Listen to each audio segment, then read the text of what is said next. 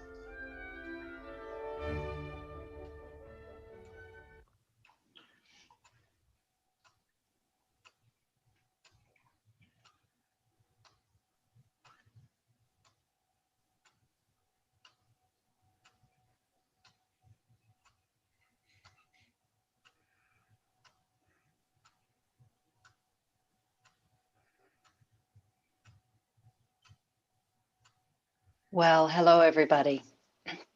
I would like to welcome you most warmly to the University of Tasmania.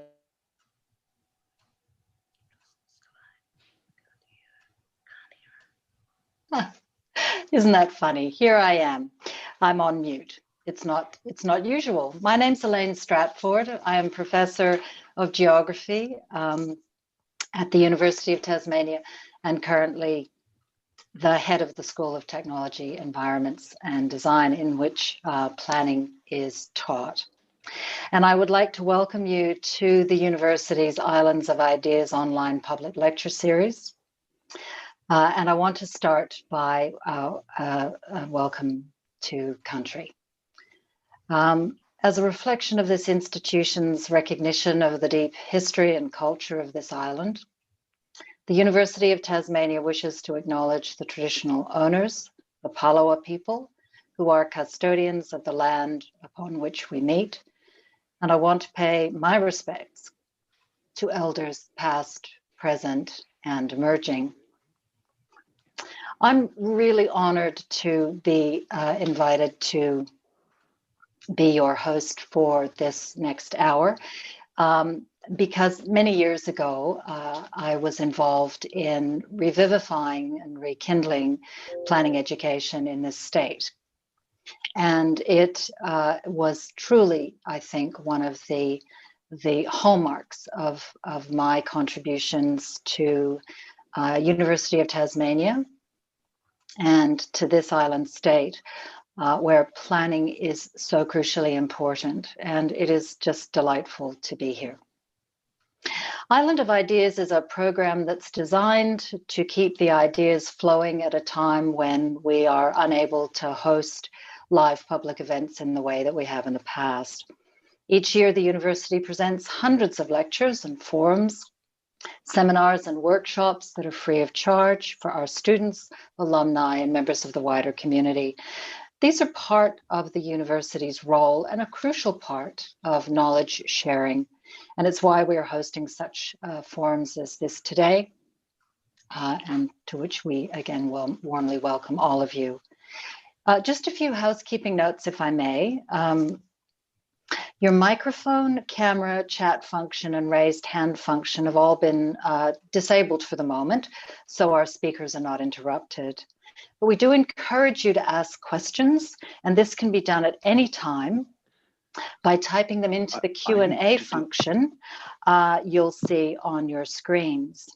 Now, a selection of these will be answered during the Q&A section towards the end of the presentation.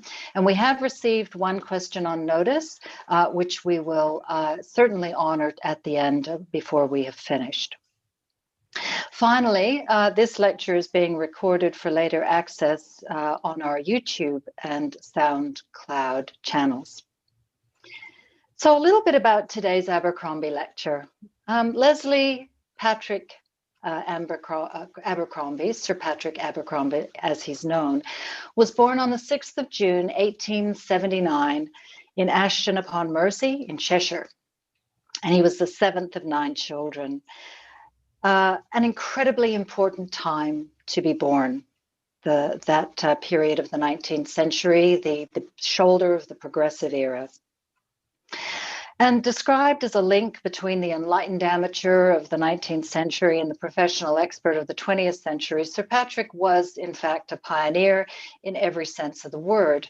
In the aftermath of World War I, when Great Britain was planning to build homes for its heroes, it was Sir Patrick who suggested new housing estates be built with transport links, shops and schools through coherent regional surveys and plans, echoing interesting people who preceded him in the 19th century.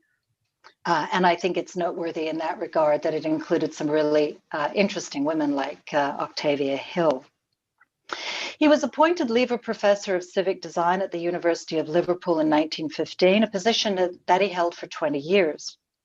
And then he was a professor of planning at the University of London, a chair that he held from 1935 to 46, producing a series of plans for both those cities. other large cities and rural areas in Great Britain and Ireland, 17 such plans in all, and you would have seen some of those in that delightful slide collection from our special collections here at the university. There's a very significant amount of information about Sir Patrick online, and I don't want to take away from our speakers, so I won't extend my introduction of him terribly much longer.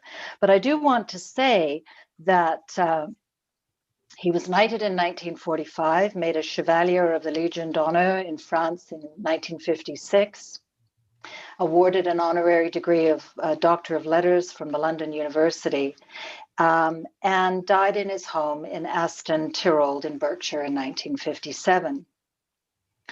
He's of significance to us here, of course, not just because of the influence of his planning thought on Tasmania, but because his son Neil was Tasmania's Town and Country Planning Commissioner for 20 years from the late 1950s. Following Neil's death in 1984, his wife Marjorie donated a collection of rare plans and documents to the university, and that is known as the Abercrombie collection. The images you saw upon arrival were drawn from there. In 2006, the Planning Institute and the University of Tasmania resolved, in association with the Abercrombie family, to create this landmark biennial lecture, and it coincides with World Planning Week. So Planning Institute of Australia invites highly credentialed and esteemed experts to address the audience in ways that draw on Abercrombie's legacy and focus on immediate circumstances in Tasmania and Australia. Professor Sir Patrick Abercrombie and Neil Abercrombie are survived by granddaughter Fiona Abercrombie Howroyd, who joins us today and lives in Hobart. This year's Abercrombie Lecture will be co-delivered by world-recognized economist Rana Roy and World Authority on Parking and Cities, Donald Shoup. So let me introduce Dr. Rana Roy. Rana is one of the foremost global experts in the field of public economics, with noted contributions to the literature on social costs and benefits.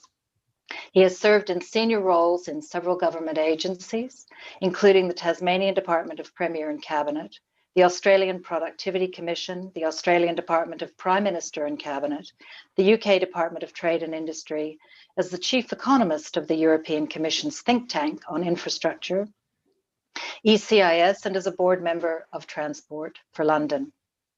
One of my favorite organizations, I have to tell you, Rana, for its amazing history. Since April 1997, he has run his own economics consultancy based initially in London and now in Hobart, with a client list including several major local, national, European, and international government agencies. Rana, my sincere welcome to you, and I'll hand over to you, and I'll give you that wave at about the 10-minute mark that you asked me to do so.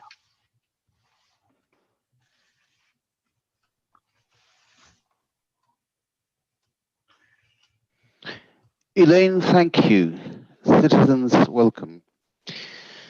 The title of my presentation today is Sir Patrick Abercrombie, the Post-War Reconstruction and the Present Moment.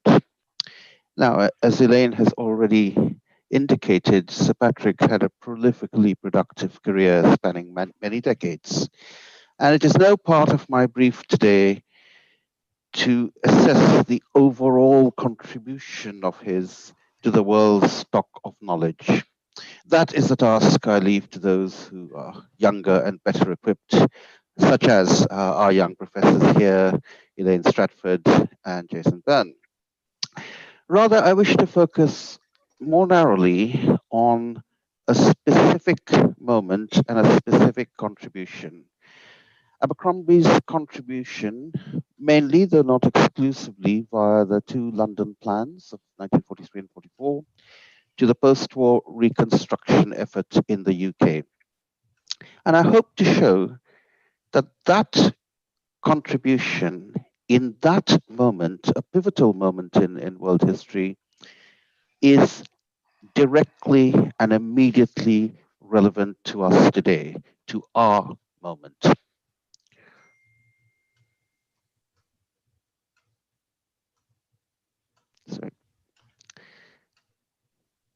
teething problems. So the structure of the presentation is as follows. First, I will speak to what I call Abercrombie's moment, his contribution via these plans to the post-war reconstruction, along with that of his contemporaries at the time. And then I shall run through 75 years of history in 5 minutes, which should be a walk in the park, before landing on our present moment, the recession of 2020 and the possibility that it permits, no more than a possibility, but the possibility of emerging from this recession into something better than the world we knew as at December 2019, the possibility of a reconstruction a la Abercrombie. To begin with Abercrombie's moment, here is a picture of that all-important context, the war. Much of London had been flattened. Much of London had to be rebuilt, quite literally. So that war necessitated reconstruction in a very literal sense. It wasn't a choice of whether to carry on or to attend to the gaping holes. One had to attend to the gaping holes. The reconstruction was a necessity. The form of the reconstruction was not, however, predetermined. It permitted visionary minds like Abercrombie to propose something better than a return to the status quo ante of the 1930s. It permitted the ambitious and expansive and generous reconstructions proposed by Abercrombie and his contemporary colleagues, Keynes, Beveridge, Butler, and others. Not a return to depression and unemployment, to want and insecurity, to ignorance and child labor, but rather a move forward to a new world of full employment and prosperity, social security, universal education, and the space for flourishing communities. Thanks to, in succession on the last bullet point, Keynes, Beveridge, Butler, and Abercrombie. As Beveridge put it, this is a revolutionary moment which calls for a revolution, not for patch-up work. By and large, this effort was a stunning success. Let us recall the key pillars of the London plans, the 3 key pillars, as I put it. First, the polycentric model. Inner London, outer London or suburban London, the Green Belt, and the outer country. Next, the multiple multi-purpose centers in each case, not a separation of employment from housing, from education, and the like, but thriving centers which brought together employment, housing, education, recreation. And third, the new towns beyond the limit. I believe the substantial success of the London plans, they were implemented incompletely, but substantially, is inextricably linked to the success of the larger reconstruction effort that I have identified, and in particular to the new Keynesian economy of full employment. So here you have a sense of the multi-purpose center. Move on. The reason why the elements of the reconstruction are inextricably linked could fill the rest of this lecture. I just want to make the single point. Without the economy of full employment, you would not have the outcome you did have. Without it, the multipurpose centers would not serve the purpose for which they were designed. You would have housing removed from all the elements that had meant to attend housing. So the lesson is, and it's an important lesson. Planning cannot succeed independently of the economic and social environment start again. I'm sorry. I'm so sorry. Planning cannot succeed independently of the economic and social environment whose physical contours it seeks to plan. It applies in many other contexts. One of my favorite examples is the case of Le Corbusier's magnum opus, the city of Chandigarh in newly independent India, very much a result of India's meeting with its tryst with destiny, as Nehru put it. Compare that to the decidedly mixed record of Corbusier's many other projects in many other times and places. And it's a lesson that applies today, of which later. Just one last word on Abercrombie's moment. Occasionally, including in at least one previous edition of the Abercrombie Lecture series, the criticism has been made that there was a lack of interest in economics on his part, and specifically in cost-benefit analysis. I believe this is wholly misdirected. The economics was assumed. He was working alongside his contemporaries. The economics involved replacing, and I use Abercrombie's own words, replacing the ancient fallacy of the hidden hand with conscious, directed Keynesian policy, and enacting what was then common sense, capturing land value gains to fund infrastructure. As for cost-benefit analysis, it had hardly developed to the point where it could be properly relevant. The key relevant metrics were developed later: the valuation of life and health, option value, existence value, and so on. The consumer surplus, the concept of consumer surplus and the measurement of it goes way back to Dupuy in the 1840s, formalized by Marshall in the 1890s. But the most critical element, the value of statistical life, emerged only from the work of Dres in the 1960s.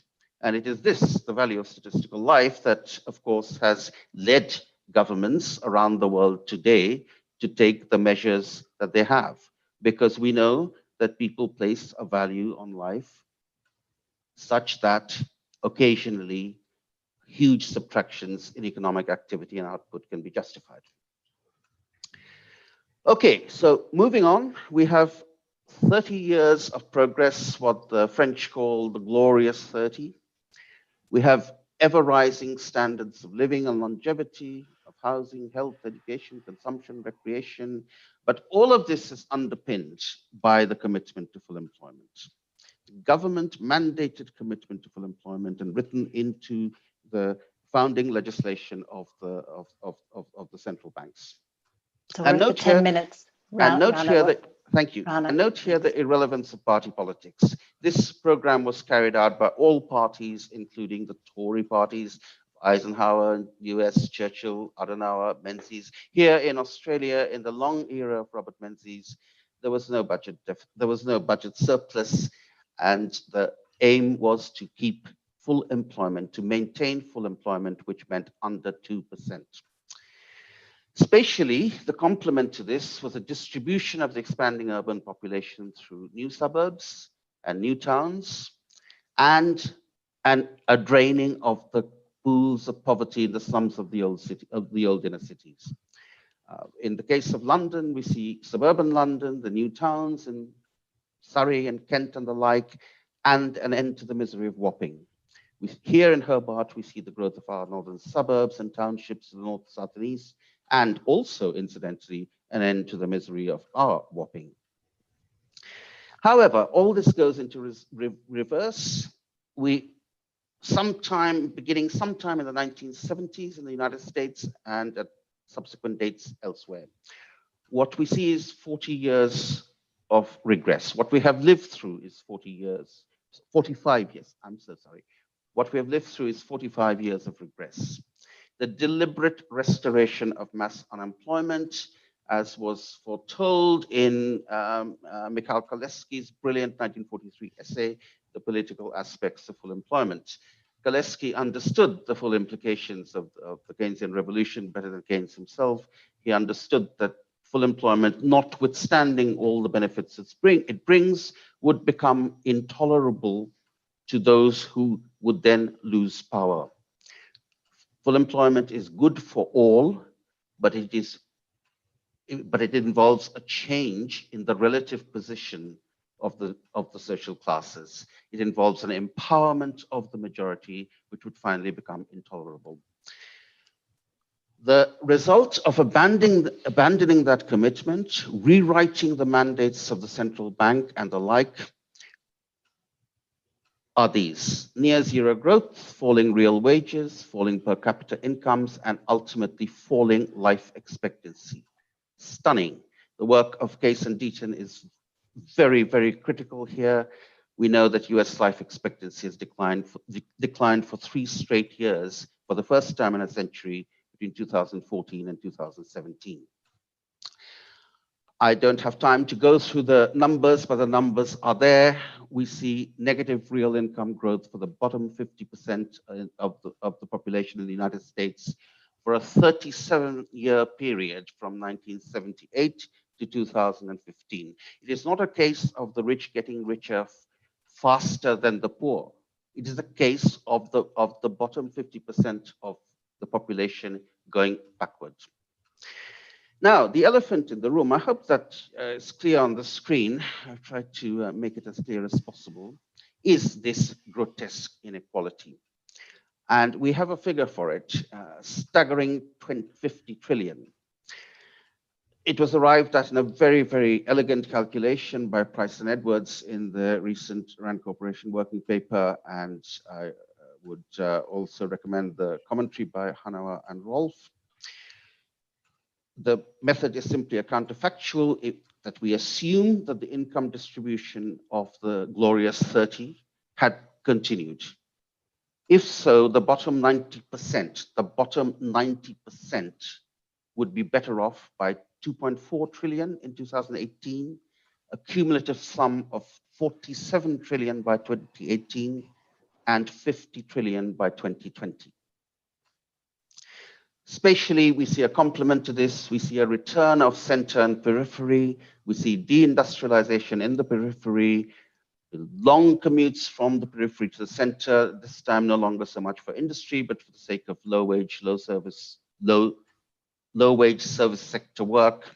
And we see the reemergence of pools of poverty, no longer in whopping, it is true, but rather of 2 types. One in the deindustrialized periphery, and the other is within the rich centers, the rich cities themselves.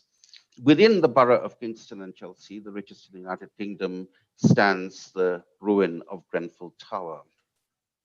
Okay, we have landed on the present moment a little later than I had hoped to do so, but this is the critical piece. At one level, the recession, excuse me. We have 5 minutes, Rana. At one level, the recession that we're experiencing now is an intensification, is bringing about an intensification of pre-existing trends. Unemployment goes higher, low wages go lower, the rich get richer. And we have some numbers for this. In Australia's case, the elephant in the room is this. In the first 6 months of the pandemic, Gina Rinehart, richest Australian, increased her wealth by $6 billion. That's an average of 1 billion a month. The 25 richest Australians added 25 billion. That's an average of 1 billion through this period, through the worst economic period that Australia has witnessed in a long, long time. Now, in Australia's case, this is really about the misfortune of Brazil. Australia has a duopoly in the supply of iron ore, which became a monopoly and the like. But across Australia, in the non-mining sector and across the world, the main instrument for the enrichment of the already rich, of course, is the actions of central banks in inflating asset prices by means of ever greater quantitative easing. We have a number, 24 trillion and counting. This is a safety net that has been provided to existing asset owners, jumping from 6 trillion here at the time of the last recession to 16 trillion through the so-called boom, and now up to 24 trillion. Staggering, absolutely staggering. On another level, however, 2020 is indeed a climactic, a break in trend, because I believe that the combination of massive deficit spending and limitless money printing, to put it in the vernacular, represents a complete abandonment of the glue that has held the whole thing together, an abandonment of the official dogma, the mantras justifying the 40 years of regress. In particular, the demystification of money enables us to redirect people's attention to the real economy, behind the monetary veil, as the classical economists put it, and interrogate how best it can be made to serve the general welfare and all the components thereof. We know that in Abercrombie's moment, the devastation of the war necessitated reconstruction. It permitted the construction of something better, far better than the status quo ante.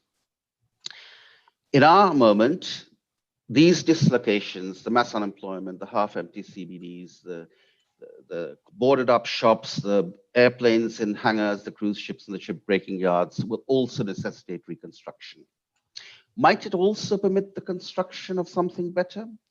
Well, if you love Marianne Faithfull as I do, you know there's got to be something better. The first step is to reinstitute the commitment to full employment. It is one takeaway message. That is my message. So to that end, we need to continue deficit spending up to the limit of full employment, borrow at the world's lowest interest rates in 5,000 years of recorded history, full employment, return to Keynes. And then, for the sake of efficiency as well as equity, we need to shift the revenue base from what economists call welfare negative taxes to welfare positive taxes. And that principally means the taxation from the taxation of earned incomes to the taxation of unearned privileges. This would be a return to the first principles of economics from the days of Adam Smith onward. Three types of unearned privileges that are critical here. And in combination, they will indeed permit the untaxing of labor incomes, the maximization of allocative efficiency, and a reduction in the inequalities in wealth, incomes, and life chances. On estates, I urge you to look up Sol Eslake's recent paper, in which he put forward a very, very modest plan for reintroducing estate taxes to capture the fortunes at the very top. Of course, he got shut down instantly. On economic rents, the numbers are much, much bigger. I will say this, the point about inheritance taxes is a matter of principle, not a matter of revenues. In terms of economic rents, the work I've done in the past, drawing on particularly on the extensive record of Danish land rents, with the help of modeling by Nicholas Steidman in the US, the number I tabled came to 7.5% of GDP for the UK, counting land rent, only about double that, counting all economic rents, and much higher, a much higher number, much higher than 15% of GDP for those particular resource-rich countries that have been blessed with scarce natural resources. You know, the Saudi Arabias, the Australias, the Qatars, and the Norways. Just to let you know, we're nearly at time. Thank you. Thank you. This estimate is old. I would urge you, I would urge the audience to look up the continuing work of two great minds whom I've had the privilege of knowing, my friends Fred Harrison in the UK and Michael Hudson in the United States. Finally, on externalities, well, I have a long record of published work on this, so I shall not spend too much time on it. But I know, as well as anyone on earth, that these are enormous numbers. Air pollution, which kills millions each and every year, each and every year more than COVID-19 has killed to date, at a social cost of trillions. The optimal tax on this will be high. On CO2, well, I had tabled the optimal tax. Well, I'm standing on the shoulders of giants, marrying Ken Arrow's work on discount rates with William Nordhaus's modeling. I tabled an optimal tax of $30 per ton, and that is now used by all international agencies. And I can tell you, we are far, far below that. The effective carbon rate is far below that. On congestion, again, we are talking numbers in the tens of billions in each country. And on parking, I shall defer, of course, to Donald, but I know from using his figures as well as those of the Victoria Transport Policy Institute, we are talking billions. Spatially, this would imply a return to polycentric development, no longer an opposition of center and periphery, but rather a new development of polycentric cities with multi-purpose centers. In this sense, a return to Abercrombie. One last caveat, if I may, which is slide 5. Planning must take place in the context of a larger economic and social transformation. In its absence, the result is only the land of might have been. In local terms, in our language, the land of might have been translates as Macquarie Point. So, if there's one idea that has animated my work in this field, it is the idea of equality, of the genuine equality of all who wear the human countenance. It has inspired great revolutions in the past. It can inspire us today. Or as Donne put it 4 centuries ago, no darkness, nor dazzling, but one equal light. No noise, nor silence, but one equal music. No fears or hopes, but one equal possession. Thank you. How delightful. Thank you so much, Rana.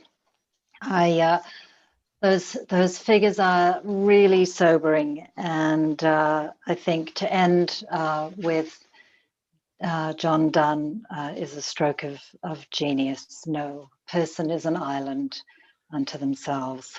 I know I just murdered grammar then, but you'll bear with me.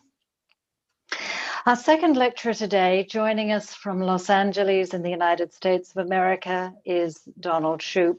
Donald is Distinguished Research Professor in the Department of Urban Planning at the University of California in Los Angeles, and his research is focused on transportation, public finance, and land economics, with an emphasis on how parking policies affect cities, the economy, and the environment. He produced a landmark work in 2005, a book, The High Cost of Free Parking, and its 2018 follow-up, Parking and the City. Donald is a fellow of the American Institute of Certified Planners and an honorary professor at the Beijing Transportation Research Center. The American Planning Association gave him its National Excellence Award for a planning pioneer. And the American Collegiate Schools of Planning have also recognized him with a Distinguished Educator Award. So warmly welcoming you, Donald, and I'll hand over to you and I'll give you a little wave at around the, or a little voiceover around the 18-minute mark. Thank you. Well, thank you very much for inviting me to speak to you today. I know that most of you don't want to hear somebody from California tell you how to plan Tasmania, especially somebody from Los Angeles. I'm afraid now I want to share my screen and I don't see that the option is here. I think that that we have, at least in California, made so many mistakes, and throughout the United States, we've made so many mistakes. It doesn't seem as though we would be the ones that you would want to hear about telling you what to do in Tasmania, because I think that the mistakes we've made sort of disqualify us from telling anybody else what to do. But we've had such big problems that we've had to have solutions, and some of our solutions will be useful in Tasmania and Australia, and I think around the world. Here's a view of Silicon Valley, where many of our computer inventions arose. And this is the picture on a weekday afternoon, a typical area in Silicon Valley.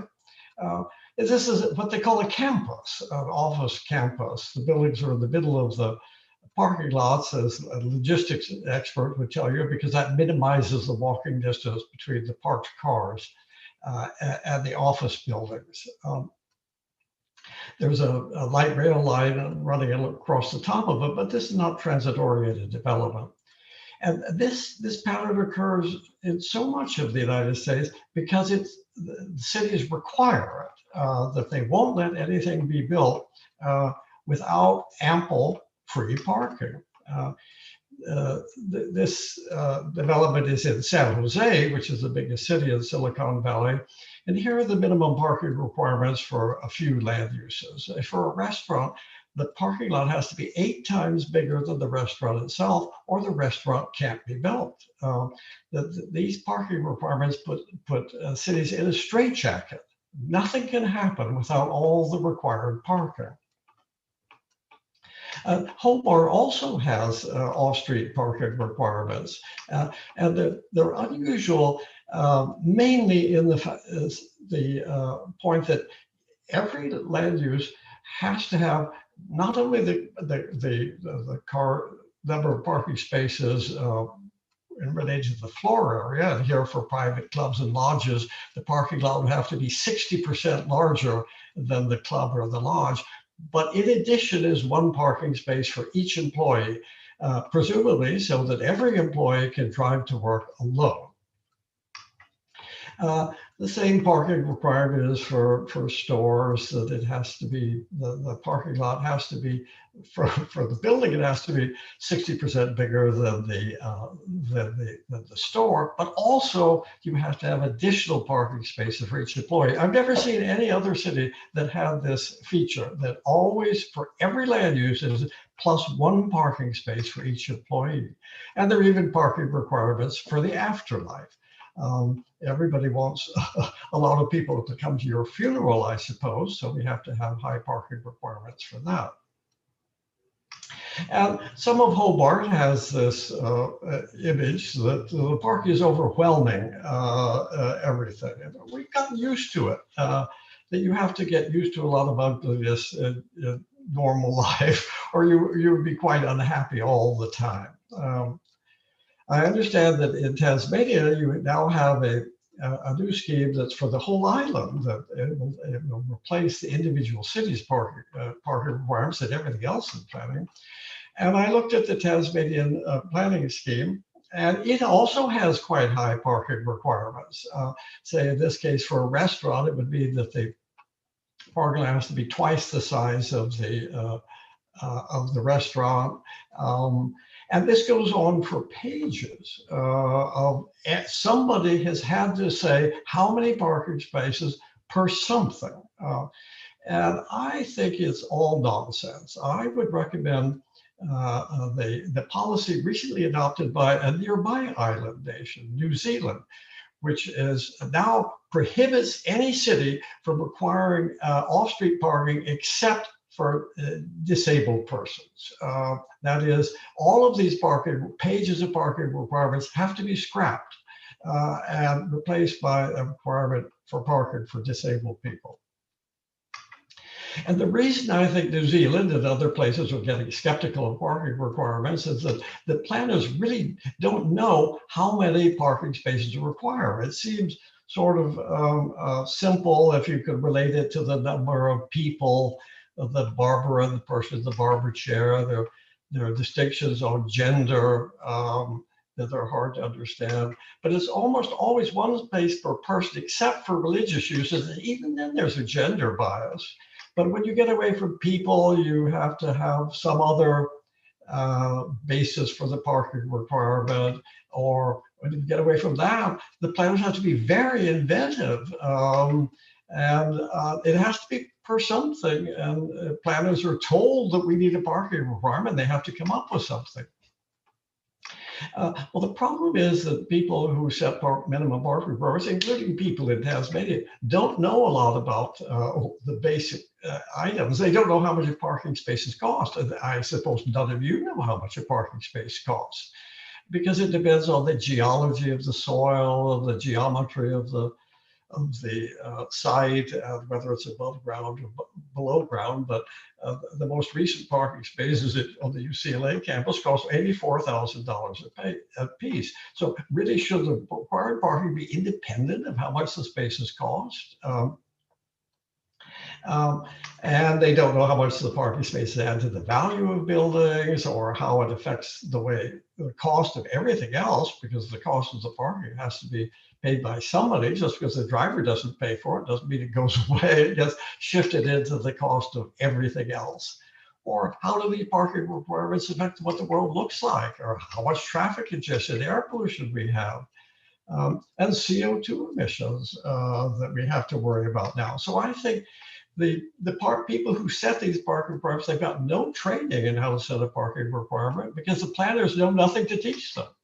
So I think that these are really what business decisions that have been politicized, and they should be market choices that we have governmentalized. Well, can cities remove these off-street parking requirements? This is really another elephant in the room, as Rana talked about, that most cities completely ignore. They think these parking requirements have been here since before we were born. What's wrong with them? And when you get into the parking lot here in San Jose, it looks beautiful. I mean, it's a great part of the world, a great climate, a beautiful scenery. It's a wonderful place to be if you're a car. Well, what can we do to solve this? Well, you can do anything with Photoshop. So I took some buildings from the University of London and put them down here. And this is what the new urban is called a liner building. As you walk along the sidewalk or drive along the street, it looks like a real city. And it's easy to build because there's it's not a brownfield, it's under one ownership, the land is assembled, and it doesn't need any off-street parking because there's off-street parking behind it. Well, this is not the sort of thing that would be built in San Jose. So I just took some ordinary looking buildings from downtown LA, which are apartment buildings with ground floor retail.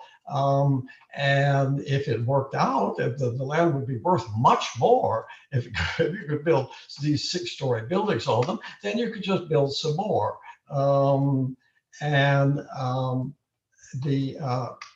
They would look like what it looks like in downtown LA. It's not great, but it's not bad. An elementary school on the ground floor and apartments above.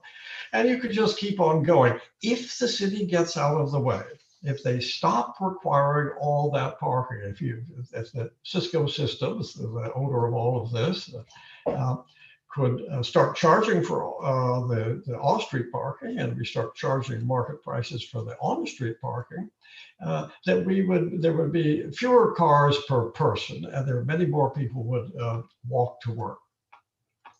And there would be a lot of benefits, of economic benefits, that certainly create jobs, that you can import cars and fuel, but you can't import apartment houses.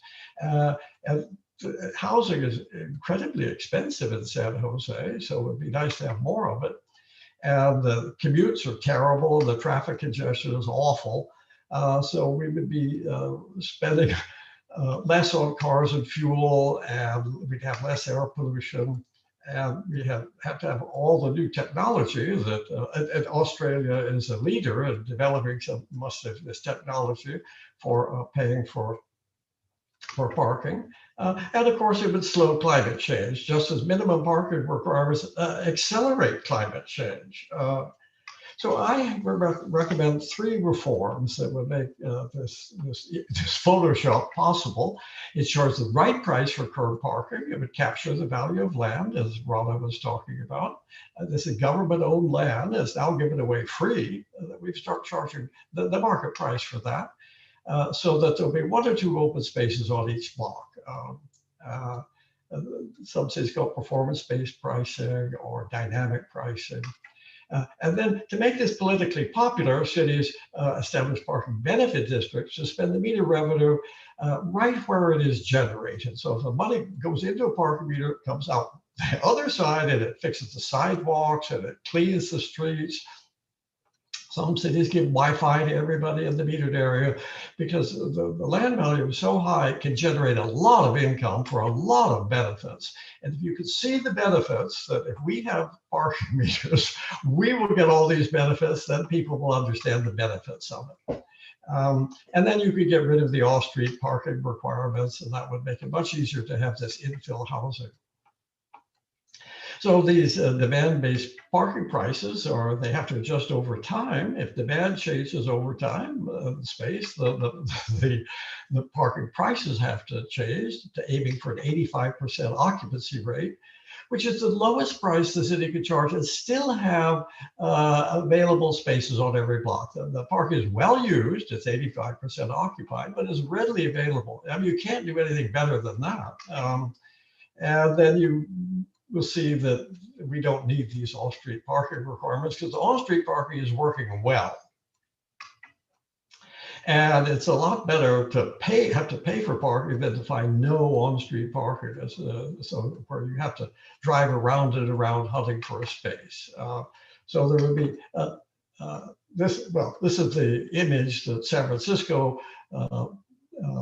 put when they were starting this policy. They wisely chose a good graphic designer. The problem is on some blocks, there's no place to park, no open spot. And on the bottom block, there are too many open spaces.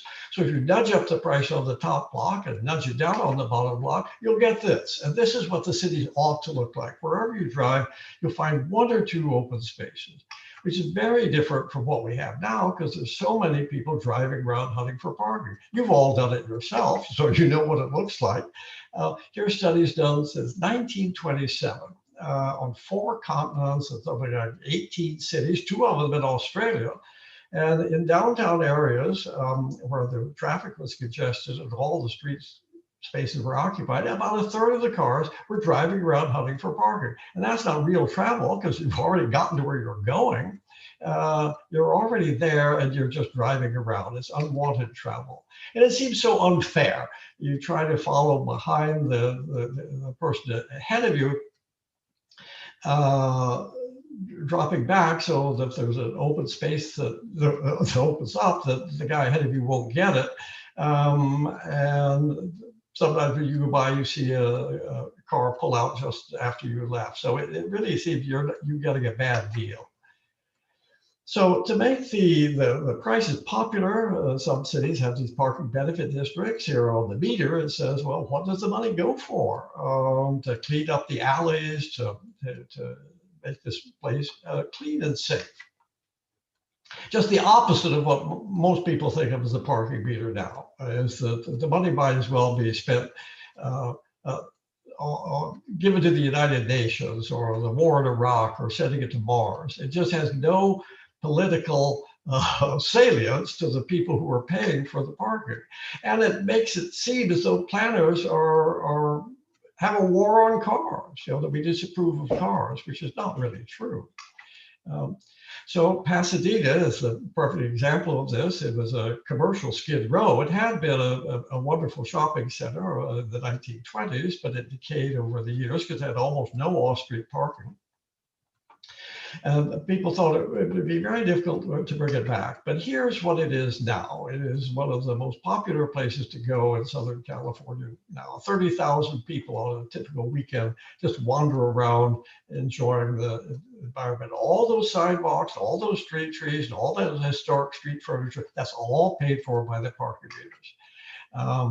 So the city wanted to put in parking meters, and the merchant said no way until the city offered to return all the money to Old Pasadena. That was the only change, was that they'd been arguing for 2 years, and finally they said, we'll give you all the money. And then the meter revenue made all the difference. The merchant said, well, that's different. Why didn't you tell us that? Let's run the meters till midnight. Let's charge a high price. Let's run the meters on Sunday. And it generates over $1 million a year to pay for all these public services. It's wonderful for maintenance. They rebuilt all of the sidewalks. And here's what it looked like beforehand. Nothing wrong with that. But when the city did what only the city could do, is to make the public sector look wonderful. Then the private owners came through with the historic preservation. They had to take off years worth of paint, and it's expensive to do historic preservation. But once it was worthwhile, the property owners came through. Here was an empty tire warehouse. It had been empty for years. And it became a department store with no parking, because you could always park on the street if you want. Here are the alleys, like so many alleys in the United States with mattresses and dead animals. The meter money put the wires underground, repaved the alley, planted street trees, so now there are cafes and outdoor restaurants. It's a wonderful place to walk around. How many people walk around alleys in most cities? But in Pasadena, they come around because they can walk around the alleys. So it's a wonderful place if you can convince people that they ought to charge for parking and they ought to spend the revenue for added public services. So I think if your goal is to reduce unnecessary vehicle travel, and this is not going anywhere, and you want to reduce traffic congestion and air pollution and energy waste and greenhouse gas emissions, and if you want more housing, because if you remove off-street parking requirements, you get more housing. And if you want better public services and you want to do all this quickly, there's 3 things. One is to get the price of curb parking right.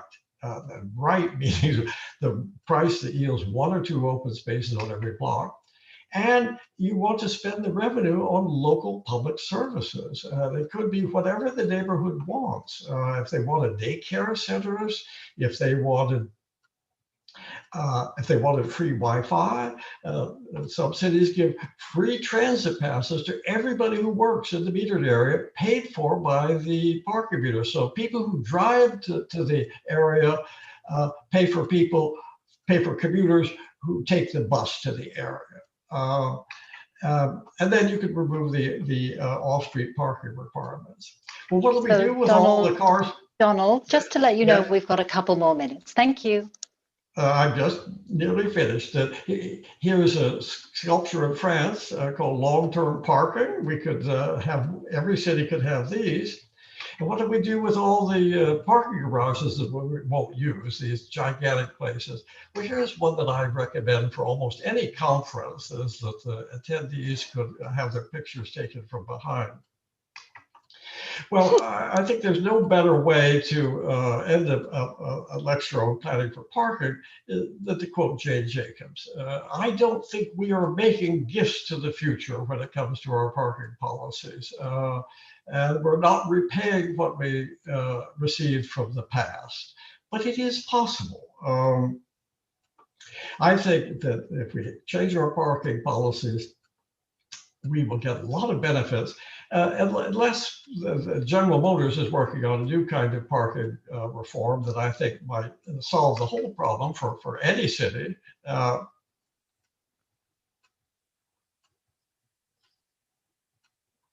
Well, until we get that, I think we'll have to have better parking policies. Well, that's about all I know, so I better stop. Thank you very much for inviting me to speak to you today. Thank you so much. That's fabulous. Very kind of you. And I just love that last shot with that woman. I want one of those in my backpack. So, folks, if I might now just, oh, sorry, my alarm's going off. There we are. I'll just cancel that. Thank you again to both Rana Roy and to Donald Shoup very much for engaging and providing all of those really interesting and salutary points. I have put in the chat that we are going to go to 2:15, and I understand if people do need to quietly leave the meeting. So thank you very much for joining us. I'm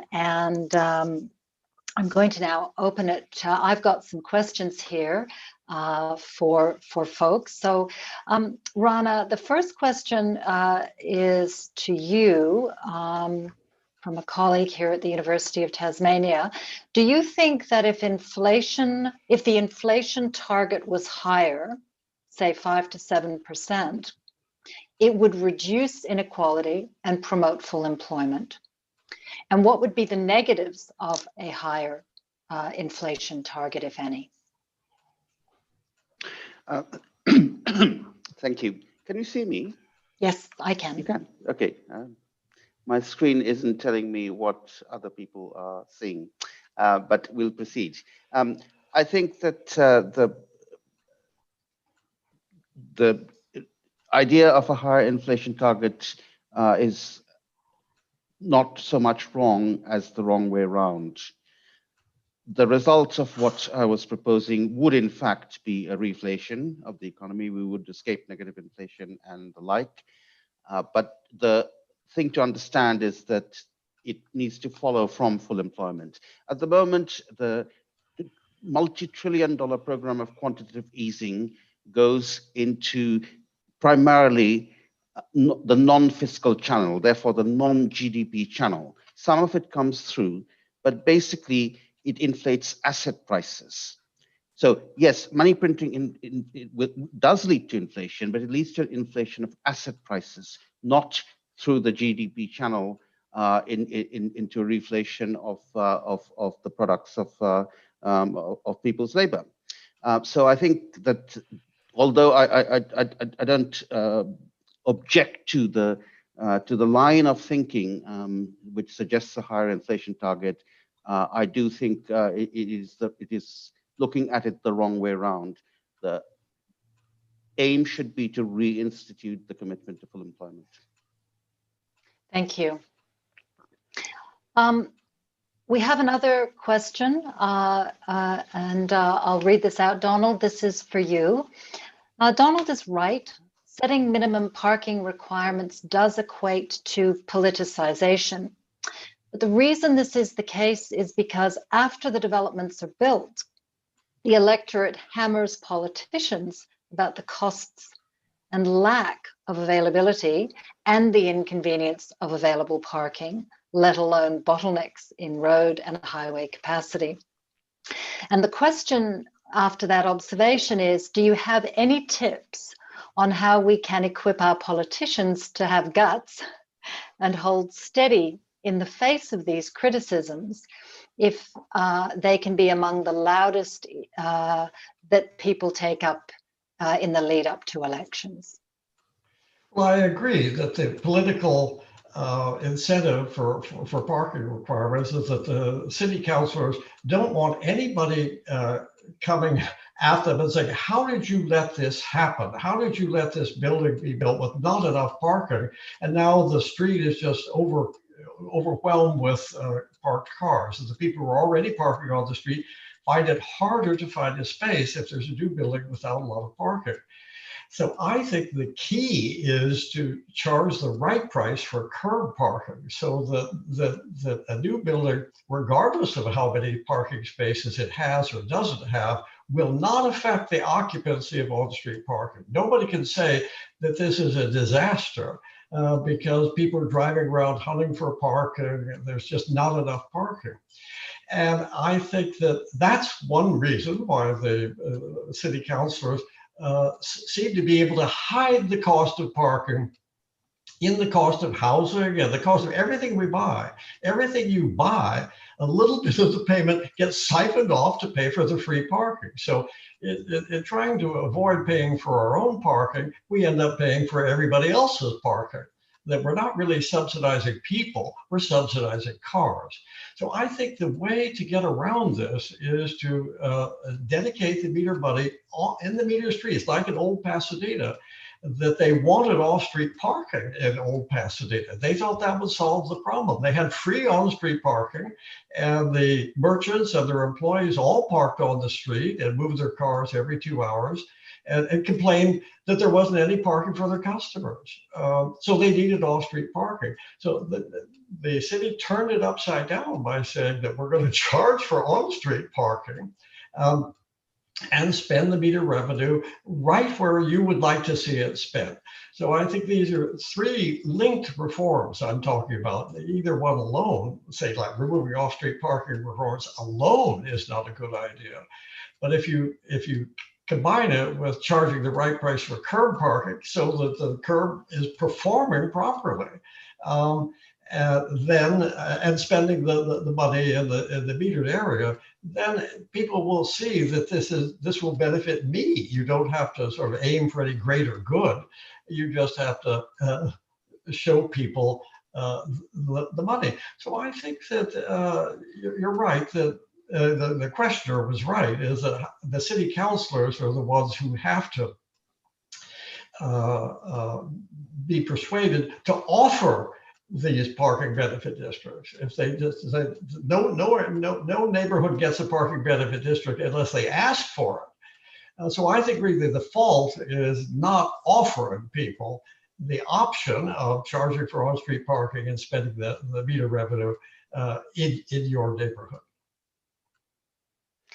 All right, thank you very much. Now I'm looking at time, and I do want to introduce Fiona in a moment. So I'm going to put two more questions.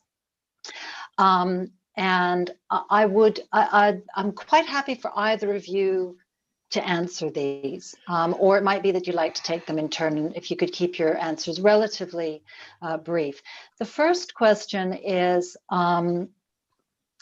this: motor vehicles are central to the urban land use transition from a single CBD structure to the multinuclei pattern described by Harris and Ullman.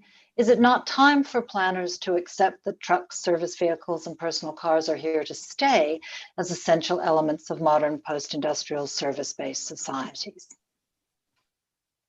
Well, since I'm a planner, I can answer that, and I would say that there's no question that cars are here to stay, certainly in my lifetime anyway.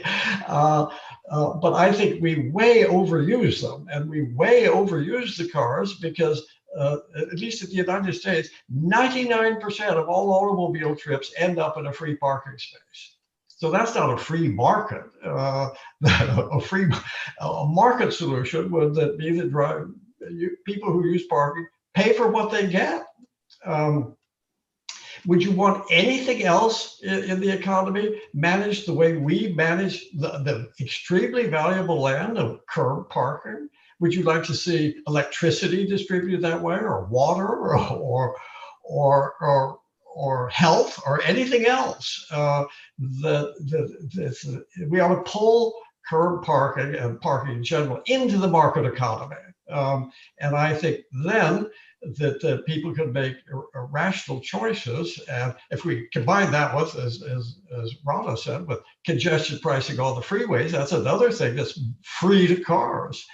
That I think that, I mean, if some alien life form was hovering above Earth, maybe about 200 feet above, and looking down and see what is life here, they think that the cars were the life, and that they just whenever they travel, that they get to where they want to go, and they just eject the fuel, used fuel pod, and then when they want to go someplace else, they get a new fuel pod that takes it to the next place.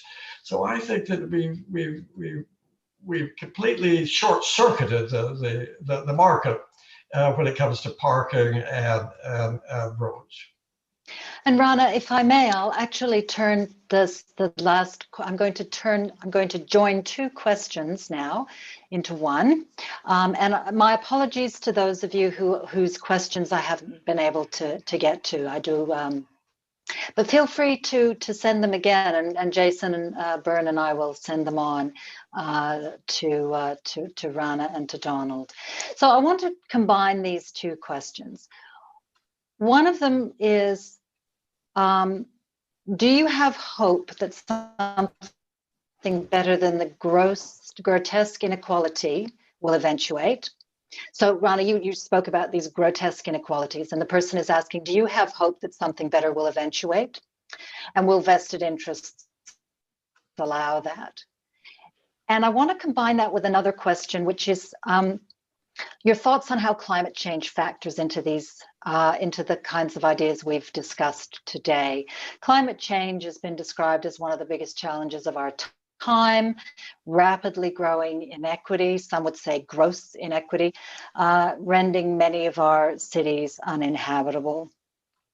And so these two individuals would appreciate your thoughts on this, and then I'll introduce Fiona. Thanks.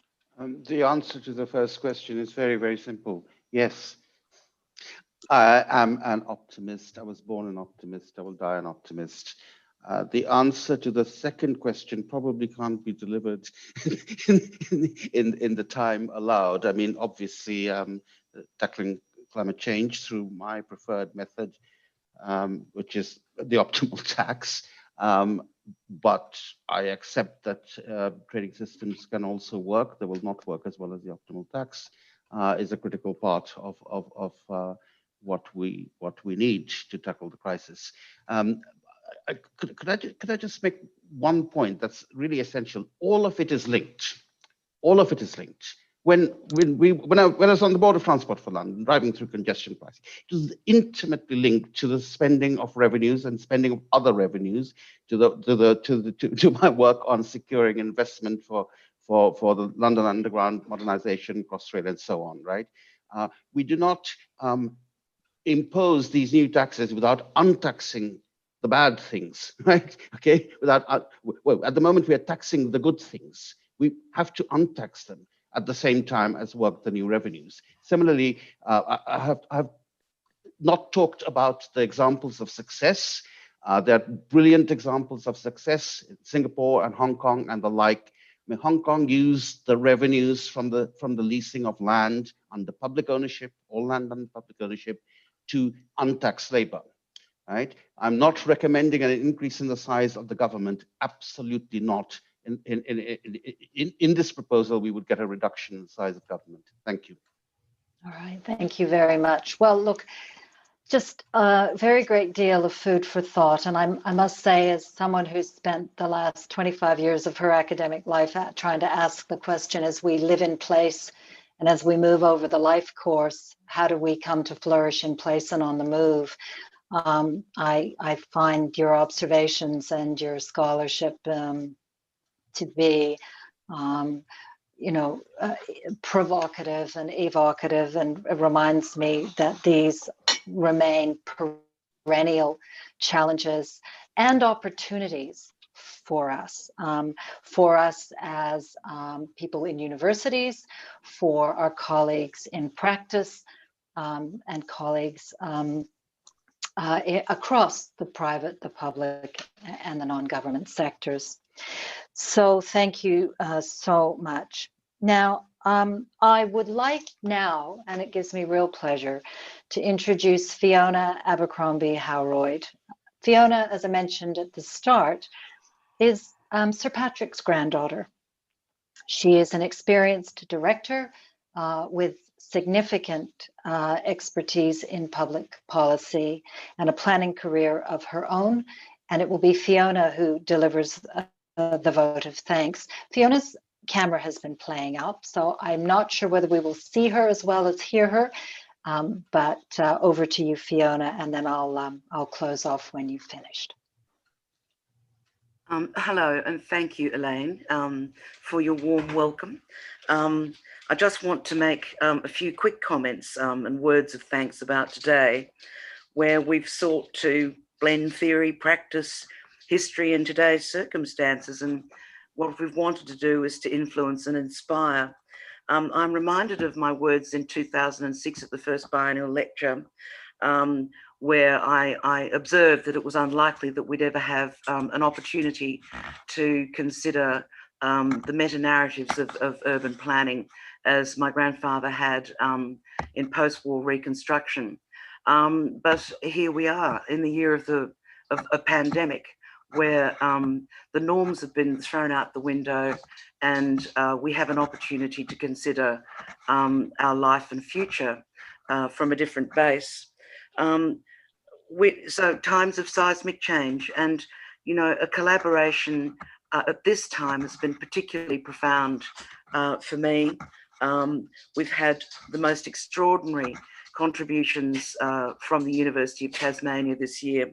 Just a very quick note of thanks to David Bediak and his excellent work supporting all of us, to Elaine Stratford for her leadership and guidance, and of course to the most wonderful and inspiring Jason Byrne, who I'm honoured to call my colleague.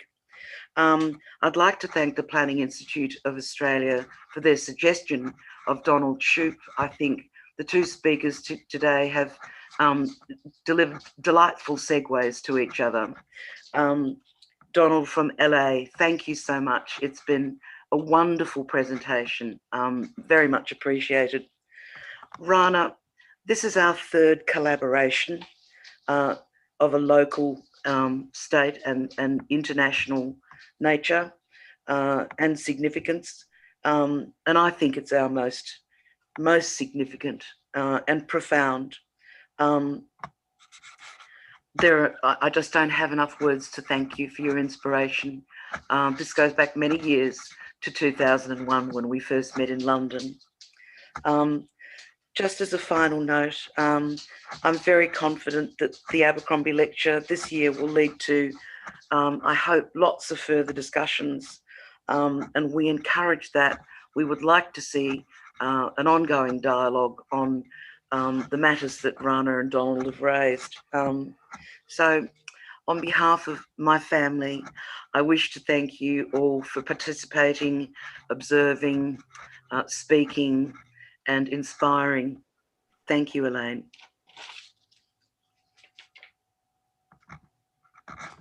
Thanks, Fiona. That's very gracious and kind of you.